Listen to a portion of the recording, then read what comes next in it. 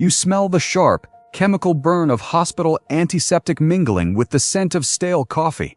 You are holding a tiny, fragile hand that is growing colder and weaker by the minute, listening to the agonizingly slow breaths of a 2-year-old girl. You are a decorated combat veteran and a brilliant test pilot who can conquer any machine, solve any aerodynamic failure in the sky, but you are entirely powerless to fix the malignant tumor crushing your daughter's brain. Your name is Neil Armstrong, and the terrifying ice in your veins that will one day save the greatest exploration mission in human history is being forged right now in the most devastating crucible a father can endure. The wind rushing across the flat plains of Ohio carries the scent of wet soil and aviation fuel. You are a boy looking up, tracing the invisible lines of airplanes cutting through the clouds. While other children play in the dirt, you are building model planes, calculating wingspans, obsessed with the quiet mathematics of flight. You do not just want to fly, you want to understand the machine. You want to control the chaos of the sky. You earn your pilot's license before you even know how to drive a car. It is a quiet, solitary pursuit. You are not looking for glory or applause. You are looking for the pure, undeniable truth of engineering. The sky does not care about your feelings, and you find a strange, comforting peace in that cold reality. When the Korean War erupts, you find yourself strapped into the cockpit of a Panther jet fighter, smelling the metallic tang of adrenaline and the heavy scent of hydraulic fluid. You fly 78 combat missions. You see friends vanish in plumes of black smoke. You learn early that panic equals death. You learn to lock your emotions in a dark, inaccessible box in the back of your mind. But nothing prepares you for 1962. Your daughter, Karen, whom you call Muffy, is diagnosed with a diffuse intrinsic pontine glioma, a brain tumor. For months, you watch the most precious thing in your world slowly fade away. You feel the horrifying impotence of a man who is used to solving problems with math and reflexes, facing a problem that has no equation. When she takes her final breath, the silence in the room is heavy enough to crush your lungs. You do not scream. You do not break down in front of others.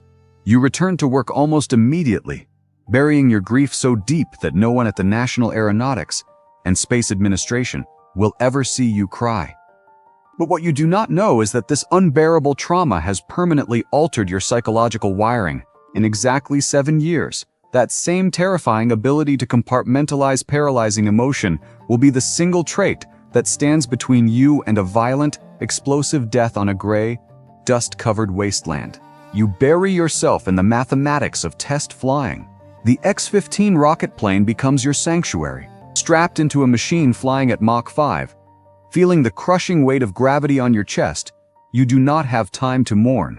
You only have time to calculate. When you are selected as an astronaut, you do not view yourself as an explorer. You see yourself as an engineer solving a complex transportation problem. During the Gemini 8 mission, you achieve the first docking of 2 spacecraft in orbit. You feel the satisfying thud of the locking mechanism. But moments later, the spacecraft begins to roll. The scent of ozone fills the cramped cabin. The roll accelerates to a dizzying, violent spin. 1 revolution per second. Your vision blurs. The blood rushes to your extremities. You are seconds away from blacking out and dying in the cold vacuum of space. Abandonment zone strategy applied. You think the violent, blinding spin of Gemini 8 is the closest you will ever come to a catastrophic end. What you do not know yet is that the alarm screaming in your headset right now and the sweat stinging your eyes are just a gentle rehearsal for the 20th of July, 1969, when a terrifying computer failure will leave you exactly 16 seconds away from becoming a permanent, frozen monument on the lunar surface. You calmly shut down the main thrusters. You activate the re-entry system. You save the ship and the lives of your crew. You do it without your heart rate ever spiking to panic levels. Your commanders notice this. They notice that Neil Armstrong does not possess a normal human fight or flight response. When you are testing the Lunar Landing Research Vehicle, a flying bedstead of pipes and jets, it violently loses control. You eject literally 1 second before it explodes into a fireball. You bite your tongue so hard it bleeds, tasting copper in your mouth. You parachute to the ground, dust off your suit, and quietly go back to your desk to finish your paperwork. This absolute, almost inhuman stillness is why they choose you. They tell you that you will be the commander of Apollo 11. You will be the first human being to step onto another world. You nod, accepting the assignment not with joyous celebration, but with a heavy, solemn realization of a man who has just been handed a profound and terrible burden. The document you sign today, securing your place in history, is the exact document that guarantees you will never, for the rest of your life, have a single moment of peace. The Saturn V rocket does not just launch, it detonates beneath you. You feel a sustained earthquake vibrating through your bones, shaking your teeth in your skull. For 4 days, you travel through the silent, oppressive blackness. But the true terror begins during the descent to the lunar surface. You are standing in the cramped cabin of the lunar module, staring out of a triangular window. The computer alarm screams in your ear. 1202. Program alarm. The computer is overloaded. It is telling you to abort. Below you, the intended landing zone is a field of massive, ship-destroying boulders. If you land there, the module will tip over, and you will slowly suffocate on the moon, waiting for your oxygen to run out while listening to Houston apologize over the radio. You take manual control. Your heart rate finally elevates. You skim over the craters, searching for a flat patch of gray dust. The fuel warning light flashes. 60 seconds. Then 30 seconds. You can hear the tension in the voice of the capsule communicator in Houston.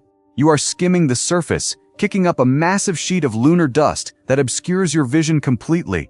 You are flying blind, running on fumes, relying entirely on the shadows and your instincts.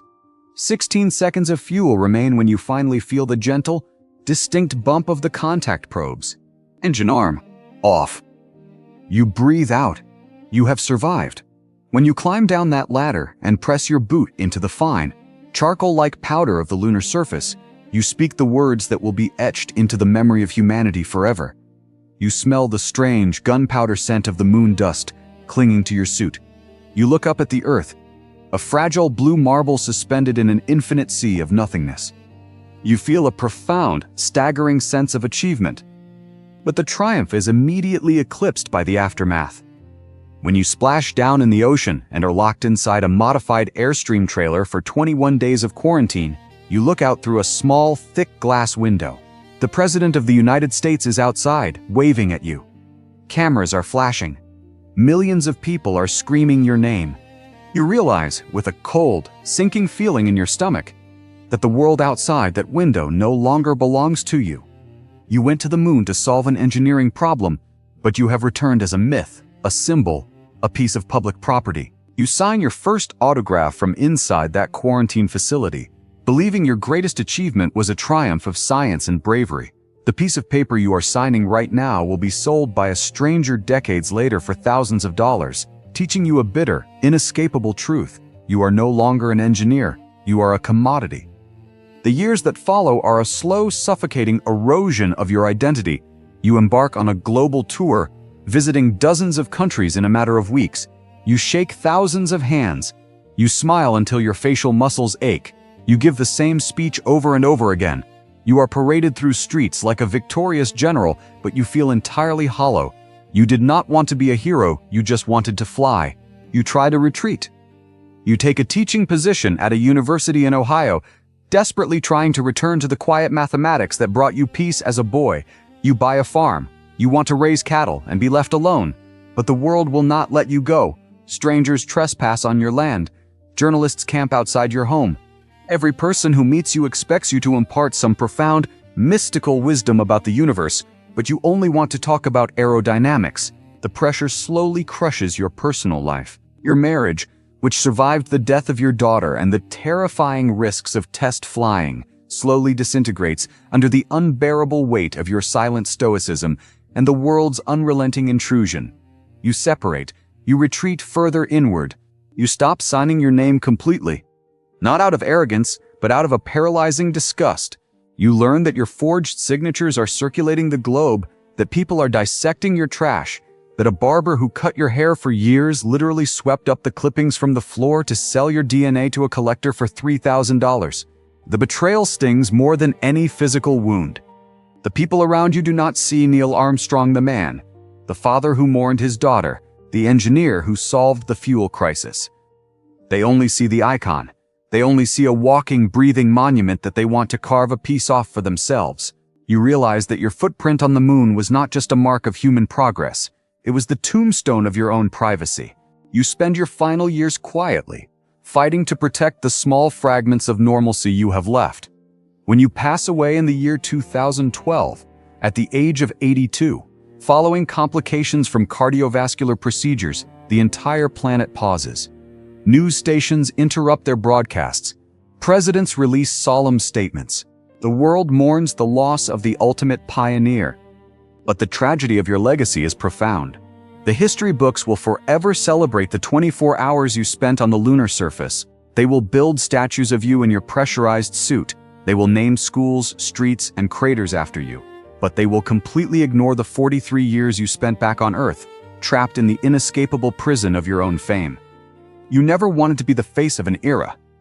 You never wanted your name to be synonymous with the pinnacle of human achievement. You just wanted to understand the machines that touched the sky. You would have traded all the parades, all the medals, and all the historical immortality just to have one more quiet afternoon flying a glider in the Ohio wind, unrecognized and undisturbed. You pushed the boundaries of human exploration further than anyone in history. And your reward was a world that never allowed you to simply be human again. You touched the very fabric of the stars, delivering humanity its greatest victory.